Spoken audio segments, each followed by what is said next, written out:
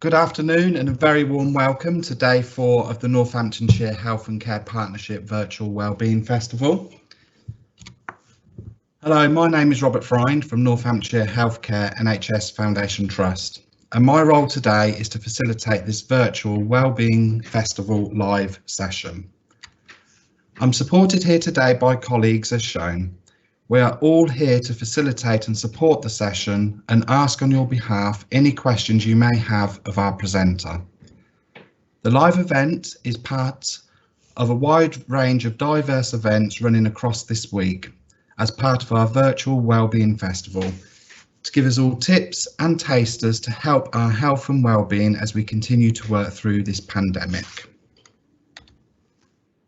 Before I introduce our live session today, I wanted to remind you that if you have any questions for the presenter, please put these in the question box and we will do our best to answer these questions at the end of the session.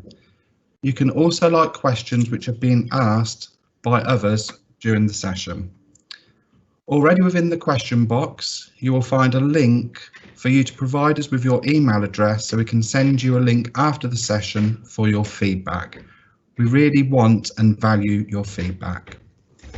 The live session will run for about 60 minutes, which includes time for questions. There is also the possibility that this session could run over a little, but that's okay. This session focuses on helping you to recognise burnout, stress and post-traumatic stress symptoms in yourself and your colleagues, and how the organisation, management and the individual can work together to safeguard staff wellbeing. This session is led by Sarah Clare, clinical psychologist from NHFT. So without any further ado, I would like to hand over to Sarah.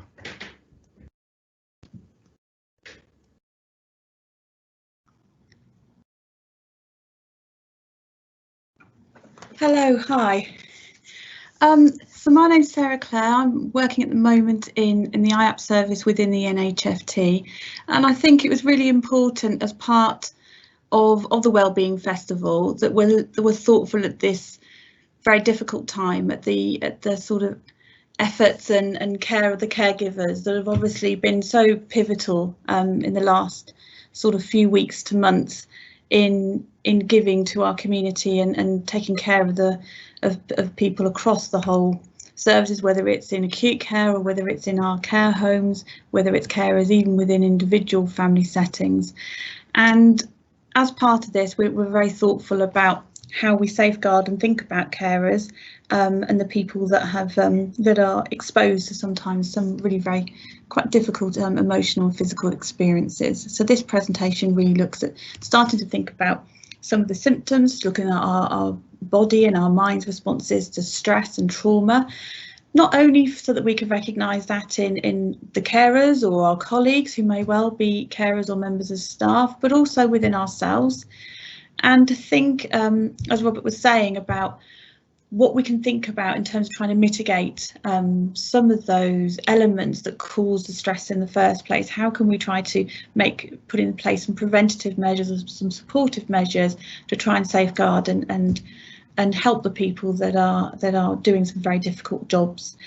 Also, it's important for this, when we're considering stress or burnout or trauma for the people that we're working with, that actually this isn't a sort of a moment that, you know, if they're fine today, then that's going to be, you know, as it is for the rest of the time. You know, this is something we need to monitor over time.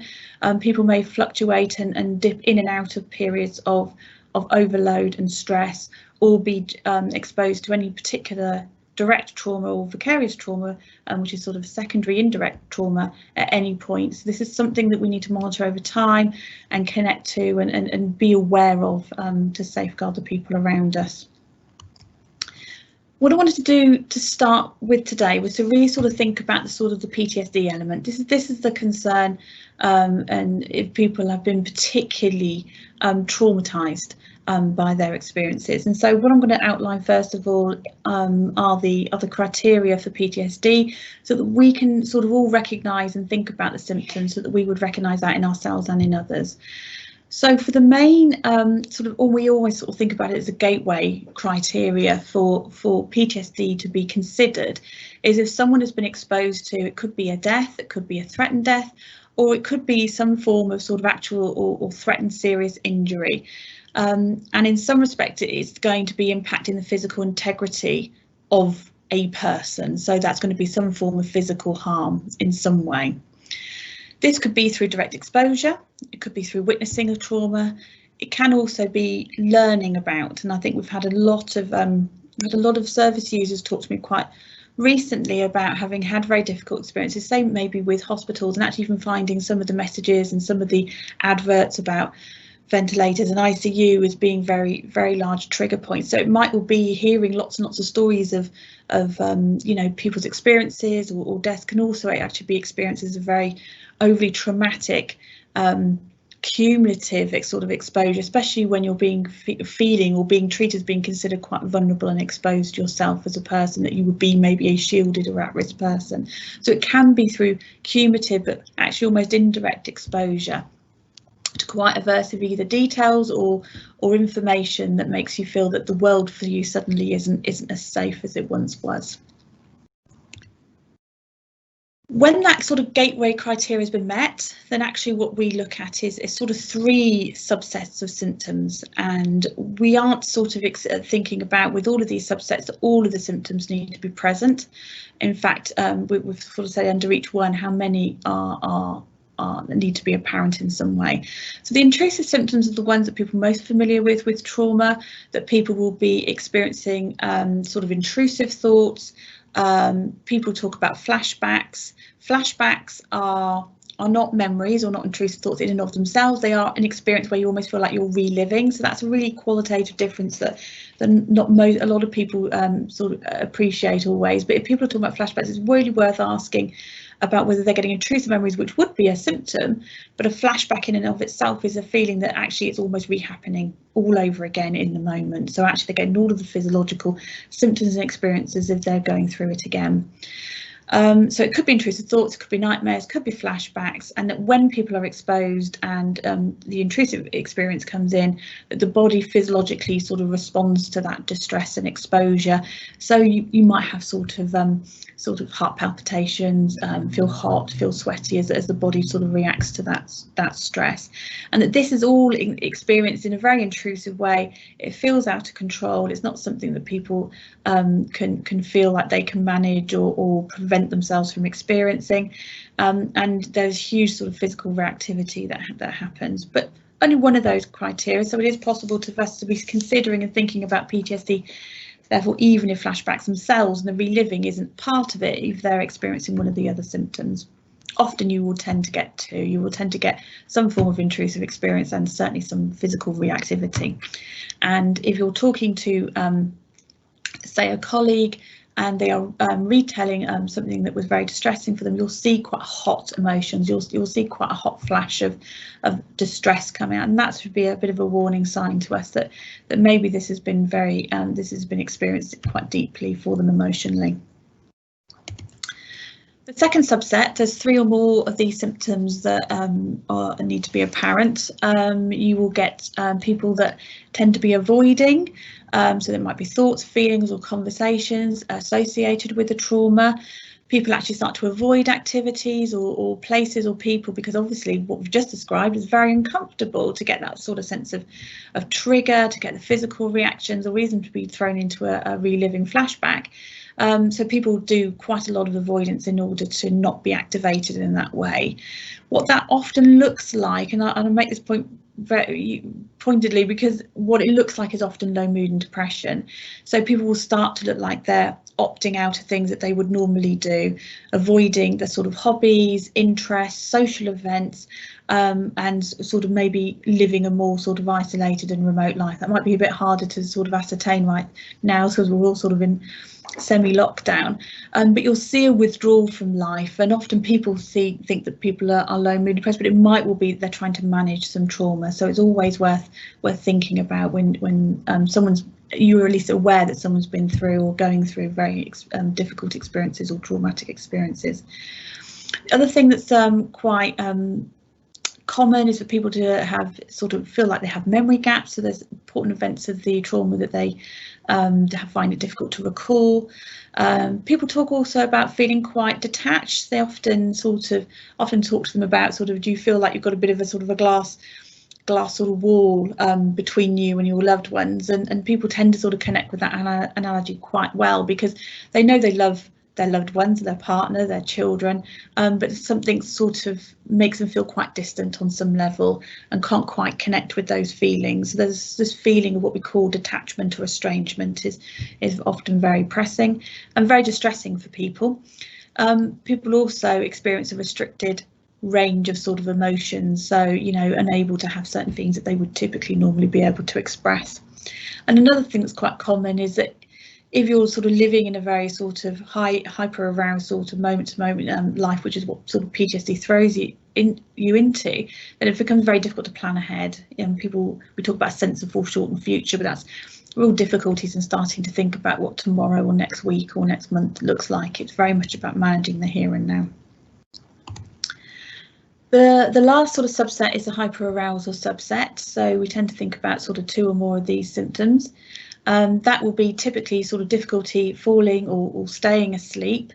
It's not on there, but food as well can either be not eating or overeating as well. So sort of tend to be monitoring some of the sort of day-to-day stuff that our sort of hyperarousal system will sort of impact. So sleep and hunger and appetite is a huge one. Irritability and outbursts of anger, people link to that one, relate to that quite a lot. They find that, as well as being estranged from people, they're finding themselves quite irritable and snappy with people, and they find it very difficult and very uncomfortable to control. Difficulty concentrating is another one. People, are highly distractible with the intrusive symptoms, and they find it very difficult to concentrate and focus. And what you tend to get is people will have high levels of hypervigilance or an exaggerated startle response. So noise, especially if there are triggers connected with the trauma around noise or sounds like car accidents, things like that, people will find that they're quite highly responsive to those sorts of triggers or noises that remind them, and you again get this quite sort of large startle response, especially if noise was connected to it. And hypervigilance in general, that's normally not necessarily with noise, but people will be hypervigilant and waiting and watching for the next bad thing to happen.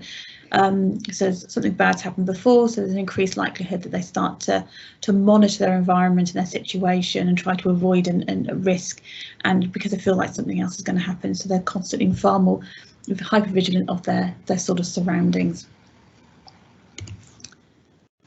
Typically, I mean, this shifted probably about sort of a couple of years ago, really. It used to be that we used to sort of talk about a 3-month period where these symptoms would be prevalent. That's now reduced to now 1 month. And so we're looking for a cluster of those types of symptoms, and we're seeing that this disturbance is causing clinical levels of distress, or there's significant distress that's either impacting their social life, as we've discussed, but maybe it might be their work life or any other important areas of functioning. So it's starting to get in the way. And when we've got all of those sort of symptoms together, then we are starting to think about someone has suffering from post-traumatic stress disorder. And there are measures. The impact of event scale is one of the sort of most common ones used, where clinicians can use to sort of measure that on some level. It doesn't diagnose, but the whole cluster of the picture gives us an indication of whether something has been sort of stuck in some ways. And that's what comes onto the sort of the general points here. As far as we'll sort of look at in terms of trauma, is that trauma can happen to anyone. And what it often represents is a very stuck moment. So that moment, or fight and flight, that high adrenaline, that traumatic moment where your sense of safety or someone else's safety has been compromised, there is a moment in that's stuck and it's quite frozen. And although life somehow carries on, physiologically, your body, your mind is sort of locked, and we talk about it as being very easily accessed. So it sort of happens in your sort of your short-term sort of memory section. So it's not processed. It's not a memory now that we can sort of put back in time and file as an old experience. It's very raw, it's very open, and highly accessible because it's not processed in any way. And so it's stuck and frozen, which means anything that relates to the trauma, and you think about the senses that might have been involved, sounds, smells, colours, anything that can be potential trigger points will mean that rawness is opened up really quickly and high sort of volume of emotion, and it feels like it's happening now. And people will talk about with trauma that it feels like literally the rawness of the emotion is as it was at the time. There's no sense of passing of time, that this is now in the past. It feels very real, very present.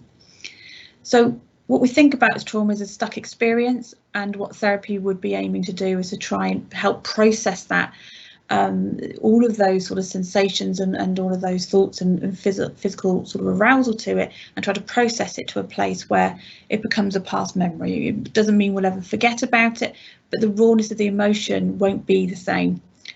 You'll be able to sort of think about it, and it'll be, you know, not 2 seconds ago, but, you know, 2 years ago or 20 years ago, and whenever it happened, it will have its own context in time. The emotional arousal will be down, and people will be able to feel whatever's been as frozen has been able to be sort of processed in some way. And there's many different ways of doing that. We typically use CBT and a therapy called EMDR to do that, and it's got pretty good success rates, really. So it's important to identify, and it's important to get access and support to therapy for those that are sort of suffering, because it's a very, very difficult set of symptoms, as you can imagine, to sort of cluster and live with on a day-to-day basis. Therapy isn't always indicated, like with any trauma. Like even if we cut ourselves, our skin heals, and for the most part, a lot of people can recover from traumatic experiences on their own. What can help that is talking to people and being able to make sense of what's happened, and to talk and air about concerns and conclusions that might be there, that people can start to create a bit of a narrative about what happened. So sometimes people will do that naturally. The brain bringing up some of those intrusive material in the very early stages can be part of the brain trying to naturally process what's happened. So we can aid some of that with some of the conversations, experiences, for the support networks around, which is some of the things we'll talk about later. But this is obviously at the point for clinical intervention, is when it's stuck and it doesn't feel like that's really happening naturally. So I sort of referred to it a little bit earlier. So vicarious trauma is actually is more indirect. So vicarious trauma is a sort of a process of change that happens over time. It typically happens, and I guess if we're thinking again around sort of caregivers, because maybe you're sort of feeling committed or feeling responsible, you're in a caring role. So that might be professional, but it also might be personal. And it's a process of change that tends to happen over time.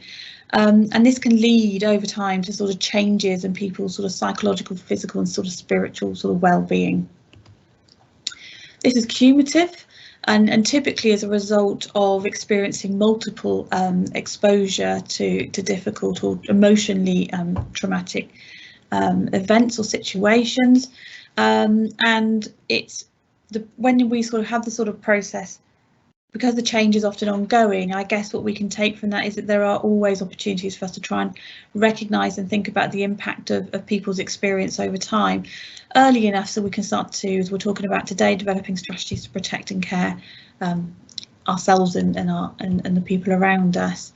And what we'll see over time is that people, particularly in these roles, we talk about empathic strain quite a bit, because you keep empathically engaging as a caring person with the pain of terrible things that are happening around you, then eventually you bring your own sort of grief and fear and anger and despair can come into your own sort of awareness and experience, and therefore impact the people that are being exposed to that, really.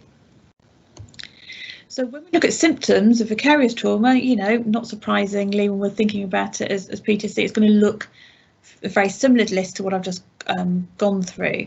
The only difficulty is, the only sort of difference is, I guess, for our caregivers in these settings, that it might well be that some of the intrusive experiences or memories are going to be about a patient or an experience that happened. And this is vicarious trauma, particularly in a professional setting. So it will be about recollections about the traumatized patient or the event that actually happened. Okay, so there's direct experience of trauma that you might witness yourself. It might otherwise be in vicarious trauma that a patient's talking about trauma, and you might have multiple patients talking about lots of different trauma, and that you're impacted by that, by the traumatized patient. And one of the things we need to think about for some of our certainly some of our therapy staff, is the amount of trauma that any one person is working with. We might need to make sure that someone's caseload, for example, is varied, so people are not in this sort of position where there might be an overexposure to sort of traumatic material. What happens as a result of this vicarious trauma? We leave people in these particular situations that people can sometimes sort of have a sense of shift in their sense of commitment or a sense of responsibility to help, can lead to very high expectations that people place on themselves, which again eventually will sort of lead to feelings of feeling burdened and overwhelmed, and then feeling quite hopeless and helpless in the face of what is on the sort of cold face an awful lot of traumatic and difficult material. And then what we tend to find with staff, because they react to this, is they start to extend way beyond what should be sort of reasonable for their own well-being, trying to deliver care in the best sort of long-term interests of their patients. So we've got to be sort of mindful as colleagues and certainly as managers around staff members that might be more likely to do this and might be more susceptible to putting other people's sort of care above their own well-being, and being able to sort of make sure in any sort of situation where there's sort of supervisions or appraisals, and trying to manage and discuss with people how they're balancing out some of that, what levels of support they have around them, and how we can start to try and make sure staff are sort of safeguarding themselves, sort of heal ourselves a bit more. Over time, obviously there are lots of sort of overlaps. So obviously we're talking about something quite specific there in terms of vicarious trauma, and what we're also going to be looking at is work stress and burnout. So over time, not only can people develop sort of vicarious trauma, but they obviously they can in this capacity create work stress. So work stress is caused by jobs where people feel like they have little control over activities, and also it might be about the rate or pace that they're being exposed. And obviously during this pandemic, people have been in all sorts of potentially difficult situations that they would have felt like they would have had little control over. Things about the physiology of stress: you can have quite high, to have good levels of stress. Stress to a certain degree can help us perform at a higher level. It can produce cortisol that can enhance our memory and improve our immune system, and it can flood our brain in terms of the spikes in blood pressure, can flood our muscles and brain with oxygen. That's good stress. Over time, as we've just been talking about, we're getting people vicariously exposed to numerous different types of trauma, or the same trauma to a high degree, in spaces, environments they don't feel they have any either sort of support or they don't have the control, then we can have bad stress and overload. And that means the allostatic system becomes charged too frequently, and there isn't, if we're not putting in place those safeguards for people to vent and have access to support or have downtime. I've been hearing there's been lots and lots of sort of breathing relaxation this week. That's really, really crucial, and being able to give people the space and time to use things like relaxation and breathing and mindfulness has been really pivotal in trying to manage people's stress. Too much cortisol over time will can damage your memory, damage your immune system, and enlarge your stomach. So these things will have cumulative experience over time. So if we're looking at stress in and of itself, your signs and symptoms might be, and this might, again, think about this for yourself, but also your colleagues, people feeling frustrated, starting to get angry, particularly with clients or patients or the person that they're giving the care to. They start to think about patients outside of work. They're feeling anxious when working, maybe specifically with a particular patient. They're starting to feel dread about seeing a particular person, maybe someone that might be starting to be a trigger for them. They start to become more worried than you think is necessary about patients, starting to become very over-involved, and they start to feel over time sort of de-skilled and incompetent as well. They're not feeling that they're coping with this, and actually, starting to have some insecurities and self-doubt about themselves in a professional setting.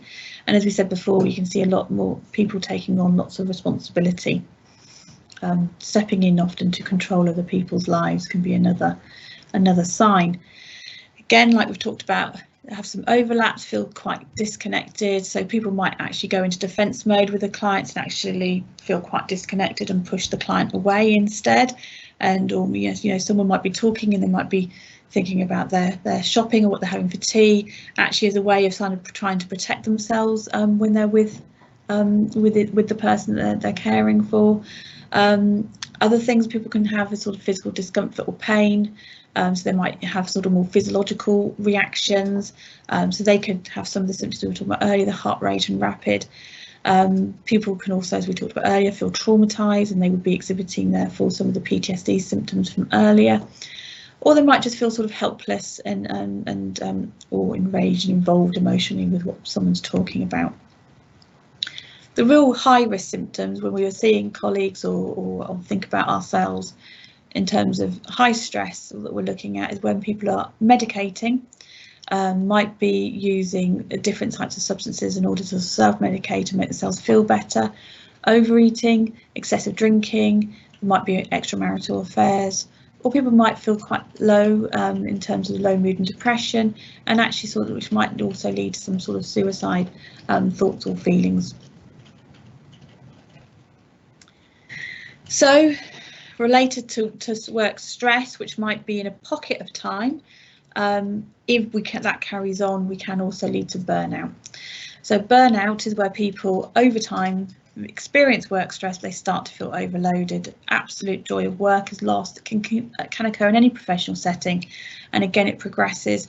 And what you tend to find with burnout is that people tend to talk about feeling exhausted, feeling quite cynical, and there's lots of articles connected to sort of cynicism in the staff workforce. And what we tend to find is you tend to find people not working part of a team, starting to sort of time rob, in terms of maybe they're not, starting to say they're at work when they're not, and starting to steal back time and feeling quite ineffective or inefficient. So it tends to start to erode if you've got lots of burnout in the team. And I think when we're thinking about stress or we're thinking about burnout and we're trying to differentiate between the three things, one of the things that we're getting, work stress and burnout will eventually sort of coincide together. When we're looking at stress and work burnout compared to our sort of vicarious trauma or our PTSD, is with the vicarious trauma and the PTSD, there is a fundamental shift. When something bad happens, your sense of safety in the world shifts. So we start to think that actually I'm not safe, because we typically go around, I'm okay, the world's okay, and everything will work out. And trauma, when you experience it, can fundamentally affect your ability to sort of engage in trust, feel in control, and feel safe. These things aren't evident in work stress and burnout. So that's how you qualitatively try to sort of look at the difference between them. So trauma, very much feel when you talk about people feeling unsafe, feeling that they're not in control, withdrawing from relationships around you, not feeling and they're getting this intrusive material, that's when we're starting to think more trauma for people. But we do need to be careful. It may well be that one person starts with one situation, is stressed and burnout, it's more, and it will be exposed to a trauma, is going to be far more vulnerable to experiencing that as a traumatic event themselves. So symptoms of burnout otherwise are sort of low mood, poor concentration, headaches, sleep disturbances. You'll start to see work performance reduce, and there's sort of a loss of idealism. I think you tend to see within the work, sort of a loss of a sense of feeling that the work that they're doing, or maybe the organisation has any sort of sense of frame of reference around values in any way. But really the main key thing is that people that are burned out are exhausted. So what contributes in terms of risk factors to people going more towards sorts of burnout and stress? It can be about personality, it could be individual sort of coping style, could be experiences they've had personally themselves, might lend people sort of, certainly if people have had experiences maybe of significant bereavements, going through what we've been through recently, it might well be that people's personal histories are being re-triggered by current events or the things that's happening to people around us. It might be just current life circumstances. It might not be that not only are you caring in one domain, whether it's work or at home, but actually all sorts of different domains are sort of pulling in terms of your resources, and so there's just stress sort of cumulatively across. There's no sort of respite anywhere. Then we look at mitigating factors for that. So that would be about the degree of social support around how isolated you are. Now, a lot of people have been really struggling during the lockdown with feelings of isolation, not having access to the normal sort of coping strategies and social support they normally would. You know, the impact of not being able to, you know, shake someone's hand or have a hug. You know, we can't replicate everything over sort of Zoom or WhatsApp, but you know, some of those physical contact people have been missing a lot that would normally give them some sense of belonging or support from other people. Spiritual resources, some people, you know, depends for some people that might actually be something that can be helpful for them. It might be around work style, their beliefs around, you know, work and work ethics and work-life boundaries and what they feel like they should and shouldn't do. So that can obviously, for someone that's particularly susceptible to thinking that they need to have value to work hard, might be more susceptible to be experiencing overload and doing far more than they would normally or should be doing. It might well be, obviously, what's going to be impacting what we're thinking about is the professional role, the work setting and degree of exposure. So that's going to be quite varied across different sort of care settings, whether it's sort of physical or mental health, about how much degree of exposure any one person might have. And I guess it's around then how much the organisation is aware of those risk factors, aware of the types of roles and the work that you're doing, and how much support they're going to be able to put in place. Sometimes it's also around other people's reactions or responses. So it might well be that, you know, an individual in themselves has been able to sort of cope, but actually being exposed to the distress of their colleagues, or there's a narrative that develops in teams that can be either distressing or unhelpful. That might also pull you into a space that might cause extended sort of stress in some ways. Some of the other risk factors might be connected around cultural styles of expressing distress, or, you know, are you feeling able to express when you're feeling that you're not coping and feeling that you're able to access the help at the time that you need to or want to. And I guess, you know, as we've talked about earlier, you know, there's a constant sort of exposure to trauma. That's obviously going to be a high risk factor for developing work stress or burnout or vicarious trauma. So what do we do? And I suppose that's alluded to some of this along the way. Being mindful and being aware of the potential distress or symptoms that might happen in your teams, in your colleagues, in yourself. Coming to this presentation, learning and educating about sort of what might constitute symptoms and signs that you might be worried about is a huge first step. And I guess that part of the organisational strategy is that, you know, we're thinking and talking about staff wellbeing, and not only within NHFT but beyond NHFT. We've contacted and got a strategy around sort of care homes. We've got liaisons with the general hospitals, both the Northampton and the Kettering, trying to think a lot about how to reach out and think about staff wellbeing and care, developing a sort of a culture where we're understanding that the care and thought around staff wellbeing is vital and pivotal. It's something that we need to bring to attention. Obviously, having opportunities like this to present and talk and bring awareness to people about trauma and stress and burnout is key.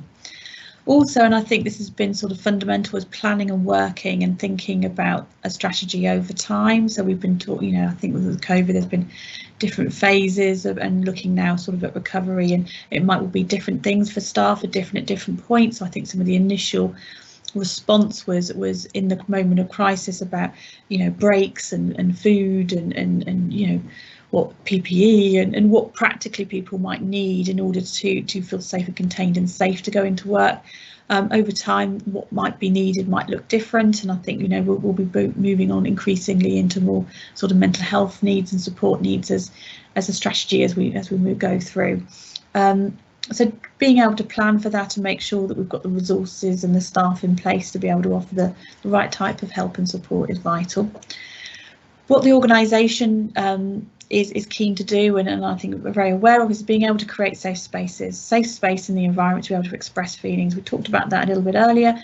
There's something around being able to talk and express externally, you know, the personal experiences someone's had, being able to talk about it, whether it's in supervision or with peers, with occupational health or just with friends or family, in general about sort of what's happening, that access to that social support, and for the staff around sort of confidentiality, confidential patients at areas that we're providing that space for safe supervision where people can feel like they can be open and honest in a way that they're not feeling judged in any way. The other thing that's I think has been rife, I hear, which is really good, is that people have been really valuing opportunities to socialise and have fun and engage. And I think there's been lots of Zoom meetings and sort of Teams meetings and all sorts of gatherings that have been about how we can sort of deliver services and deliver care, but there have been an awful lot of sort of calls where it's been nothing about work. It's actually just been about connecting with each other. There's been hack competitions, baking, yoga, all sorts of things have been happening, which has been really vital for people working during these very difficult times, to just sort of connect sometimes with each other. Quizzes have been another popular thing. So some of this has been important. I think it's been important in some of the talks that's been happening this week, that we do have some downtime. We are able to try and have some moments of respite, even when things are really difficult. Those moments are really important for us to sort of be able to vent and release some sort of emotions and stress in different ways. Also, as we talked about earlier, trying to make sure that there's some non-trauma component of work as well is really important for organisations to think about. And also creating a buddy system and creating opportunities for people to either connect up with one other or two other individuals, that therefore they can offer some support to each other. We created in IAPT specifically a COVID sort of staff support.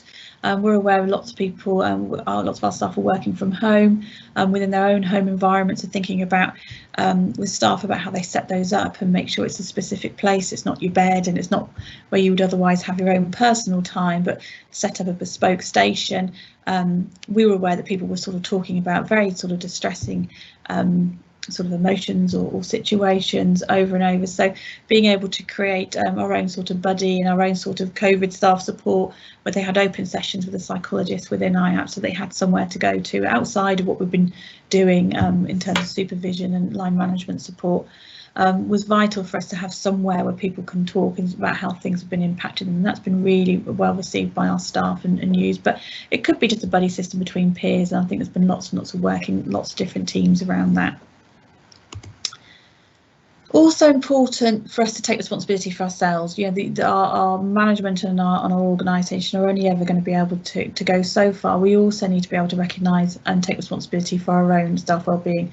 You know, managers will probably tell you to take breaks and make sure if we're looking at the working differently guidance, that we're actually sort of thinking a bit about being kinder to ourselves. But if you're not acting on that and you're still stretching yourself and you're working over hours, and you know, there's a point where you have to take responsibility. So one of the things that we're looking at is halt, hungry, angry, lonely or tired, feeling any of those things, stop.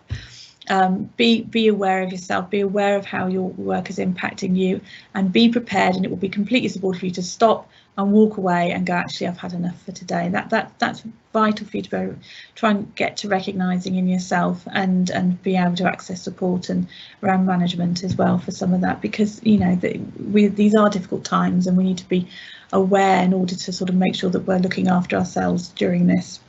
Again, using support systems, connecting and communicating, scheduling in personal time for sort of pleasure activities, thinking about the hobbies, things that you can still do and engage in that might support you, and be realistic. You know, make sure you've got a balance, you know, between work, and that might well be about how you manage your environment as well, and closing a computer and sticking it away, and then this is home time. But trying to make sure that you're outside of work, that you're looking at self-care, looking at hobbies, that you have a reasonable balance. And also, you know, over time, it's trying to increase the self-awareness, and it might well be that some people tell you that you're tired or you're snappy, and you might start over time to be able to recognise that in yourself, which would be really vital. Make sure you talk with co-workers, share ideas, share strategies. Sometimes people do things for themselves, like do little peer groups of sort of relaxation sessions. Things like that can be really helpful. Sometimes using distraction as well, you know, just having a break and getting away. Seeking support, positive self-talk to yourself if you start to think or have doubts about your own professional ability, or you hear someone else, being able to sort of try to challenge some of that with more positive self-talk is really important. Stretching or walking, I must admit, that's my personal favourite. If I need a break, I start walking, and I would highly recommend it. My dogs are loving this at the moment. They're going to really struggle after lockdown, but I think walking, getting out into nature, people who can access some mindfulness and some of those strategies, that's really key. Important to stretch out your day, have some breaks in between things that you're doing, rather than going from one thing to another, being able to get up and move around physically as well, especially if you're spending a lot of time, certainly for sort of the more NHFT mental health, that we're spending a lot of time in front of screens. So being able to physically have a break and move around is really important, and try to develop sort of strategies that's going to be helpful for you to sort of contain what you're going the sort of material that's coming up. Make sure that you do always keep an eye on being able to prioritise your own well-being. Okay, that's really important. So these are some of the examples of self-care, things that you can do, from yoga and Tai Chi. I think some of those have been done this week, and seek out some, so you can have a look at that. But there's all sorts of activities, and there's things that you can look at online to think about new and exciting activities that you can do. So this is around accessing and thinking about support. So within NHFT, there is an offer, obviously through occupational health, for support. There's counselling there that can be accessed for any NHFT member of staff. There may well be occupational health in other organisations that often offer support for staff.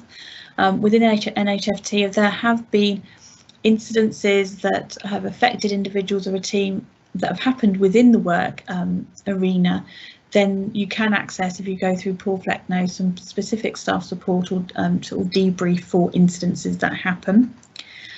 IAPT have an offer. We've been working alongside occupational therapy, occupational health, and we're sort of business as usual in many ways. We do a lot of primary care therapy supports. We're a therapy service, so that's for low mood, stress, anxiety. It could be financial worries, OCD, health anxiety, some of the typical presentations that we're seeing an increase in recently. We're delivering our care through webinars, so something like this, where you can be experiencing a webinar but having some sort of live interaction. There's online platforms that we use for CBT. There's telephone, there's video conferencing. So we've changed what we would normally do face-to-face into a Microsoft Teams one-to-one call as well. We're thinking and looking and working with all sorts of people in the community about trying to do some face-to-face in a sort of socially distanced way. So some of those things are happening, and we've launched, I think we must be on our third now, COVID anxiety webinar as well. And so we have online packages around managing difficult times and resilience packages to help with sort of COVID distress at the moment.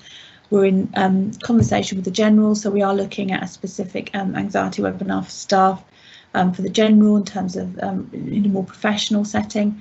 And there's lots of work that's going on and trying to think about how we access the support. We're also looking at a carers webinar as well, for people that are in the caring role. So there's also specialist training going into IAPT at the moment around ICU trauma and bereavement as well, and we're looking at thinking about working specifically with those areas, certainly as time goes on. I think some of those referrals are starting to come through. So there's our number at the bottom. It's the 0300 number. You can access that. It's open 9 to 5, but there's also a sort of answer machine facility. Otherwise, you can directly refer yourself. There's a self-referral form on that website, that web page, and if you're wanting the online programs, you can have direct access to that. So if there's any concerns or risk, you would go straight through to a member of staff. They would phone you the next working day. But either way, you'll get allocated or spoke to with a member of staff by the next sort of 1 or 2 working days. But you can actually access the online package immediately. So if there's anything that you feel like you want to, sort of get access immediate, that's accessible through IAPT at the moment. So if there's anything else that we can do that you don't think we are doing that could be helpful, then obviously contact me direct. I'm Sarah Clare, and I'm on the global email anyway.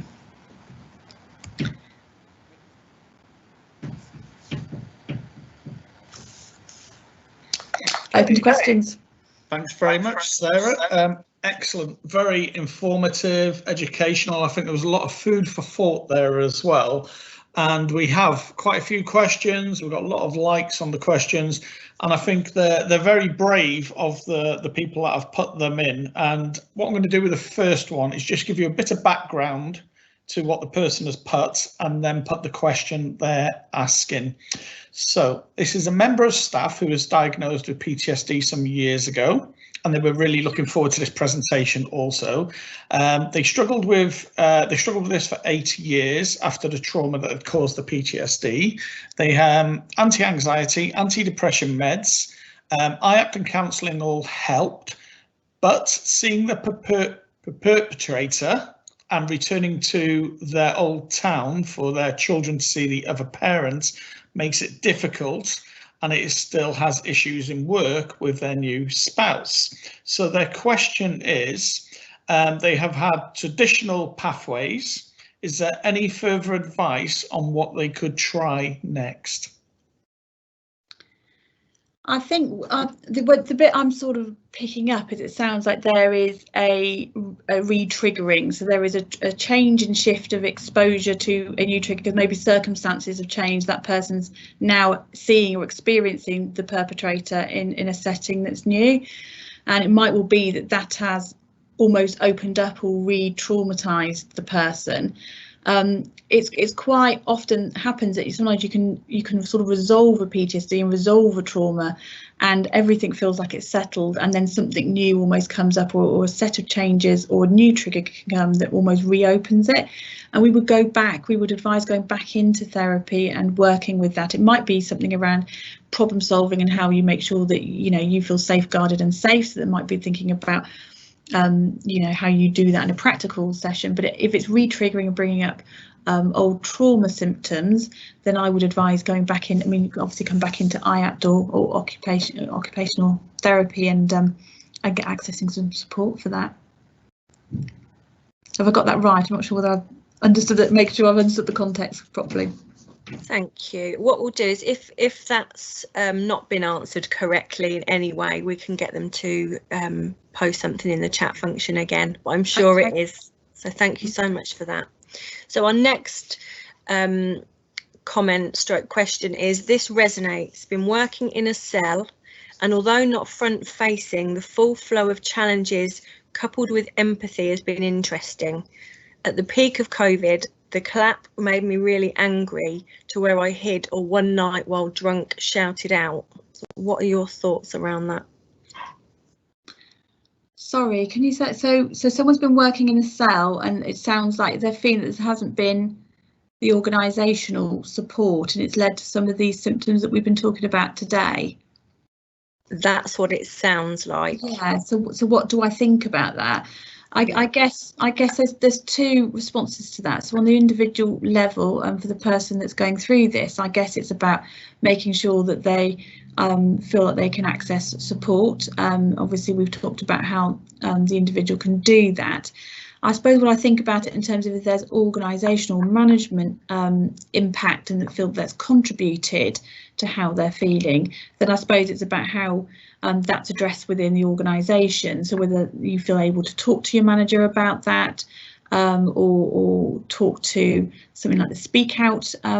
We've got Matt Asprey. I mean, if this is an NHFT colleague, then we have Matt Asprey in the trust as a Speak Out person. So that's often a good contact to be able to say, actually, I don't think what's happening here has been very helpful or healthy, and that can also be a support to try to challenge and give some feedback to things that's going on within the system.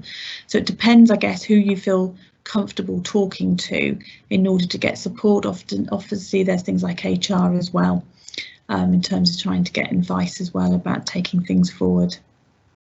But it's just really being able to access the support and bring to attention some of the things that's happened that's made you feel this way.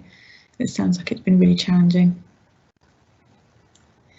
Thanks, Sarah. And once again, we'll make sure that all these are fed back. If there's any confusion around the questions, I encourage people who are listening, attendees, just to reply to their question if it hasn't been answered, and we'll do our best to get around to it. So we've got a few comments. These are probably for your thoughts or opinions. The signs and symptoms are interesting. When I saw people in the park or not socially distancing after a shift, I was so angry at them and the world.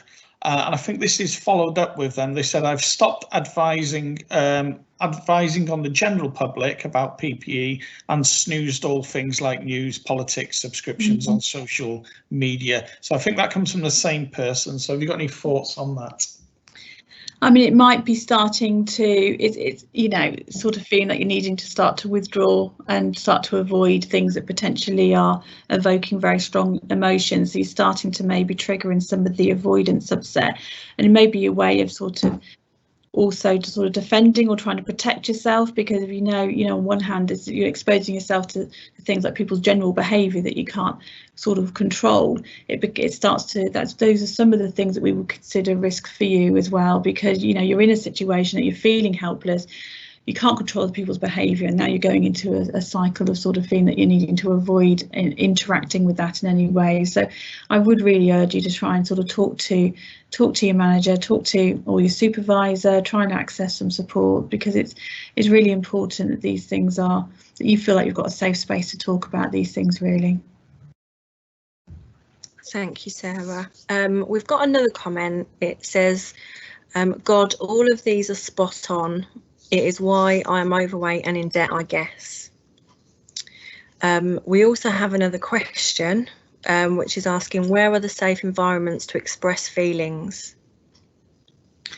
Well, I'd like to hope that should be within your organisation, and if they're not there, so ideally it should be within your supervision or in your management meetings. Those should be safe spaces, ideally.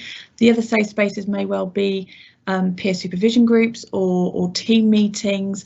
Those should be safe spaces. I guess otherwise it would be, accessing sort of staff support. So that might well be, as we said, sort of Rocky Health or ourselves. But ideally, if you're not feeling these spaces have been created within the organisation, it might be something that you and others may be able to talk to your sort of team leaders or management about how those get created. Maybe sort of talk about what we've talked about today. Ask the manager to talk to me. I'm quite happy to sort of support and think about how organisational changes can happen in order to try and sort of create the safe spaces for staff, because I think this is really important, which is why we are sort of, I think this is probably the third talk I've had, and some of this has been with managers to try and influence and make sure people in teams are creating the spaces, because it's vital, really. Thank you very much, Sarah. Once again, to the attendees, thank you so much for these questions, because they are very brave, and I think it's the only way we can discuss topics like this. So Sarah, this one, there's a bit of background to it again, and I'll get your thoughts at the end.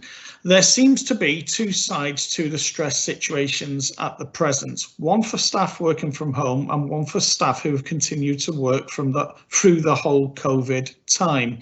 I feel that dependent where you are depends on your emotions, feelings, and it is hard for each to understand the other. I do feel that there seems more support for staff working from home. So you feel there's more support for staff working at home. I think there was a Working Differently leaflet that I think was very much targeted for that.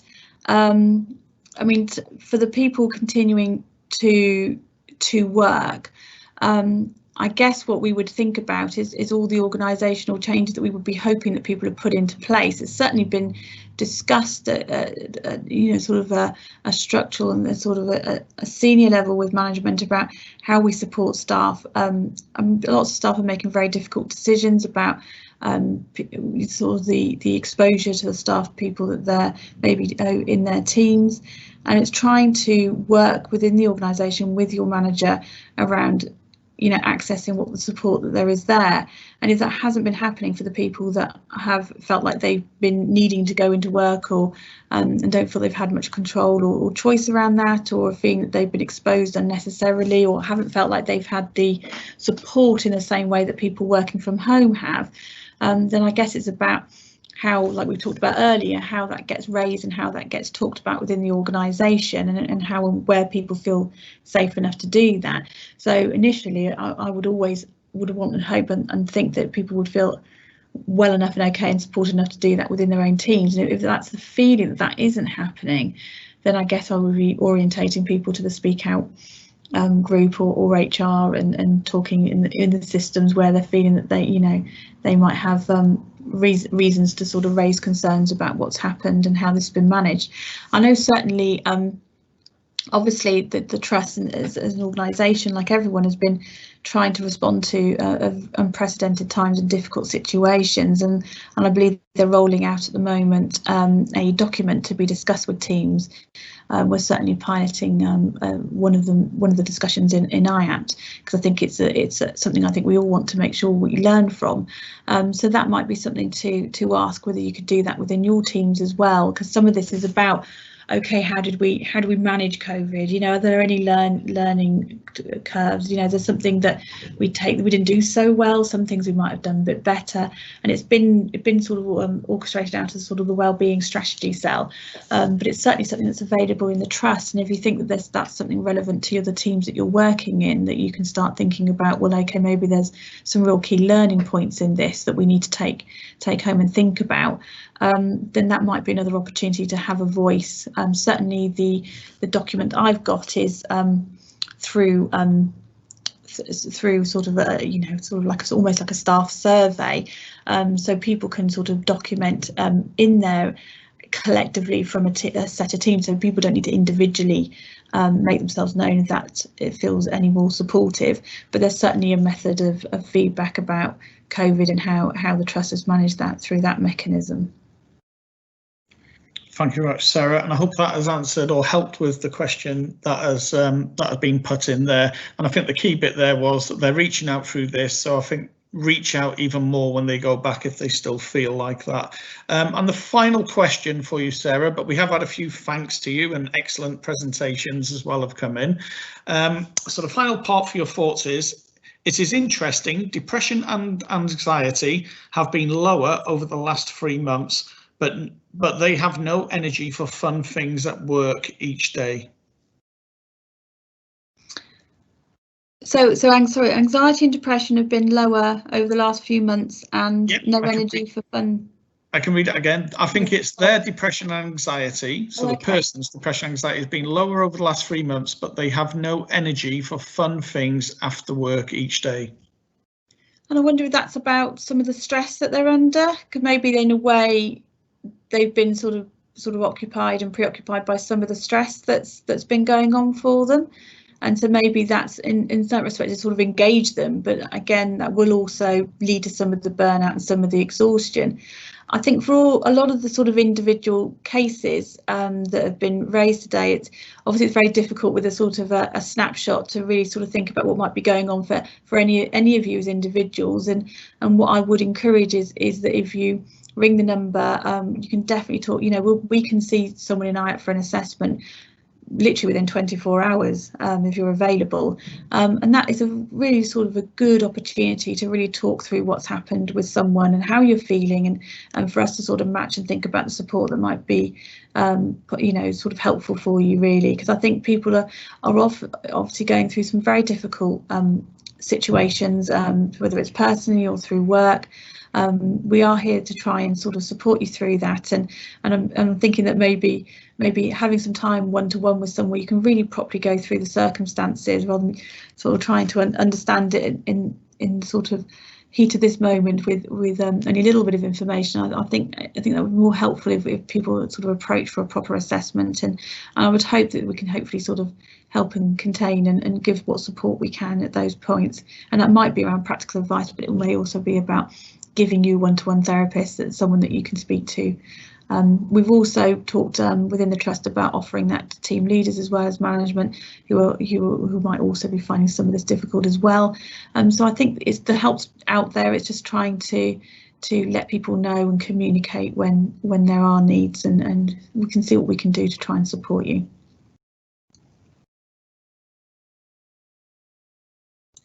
Thank you very much, Sarah. That was the last question, and thank you to all the attendees. I'm now going to hand you back to Robert. Thank you.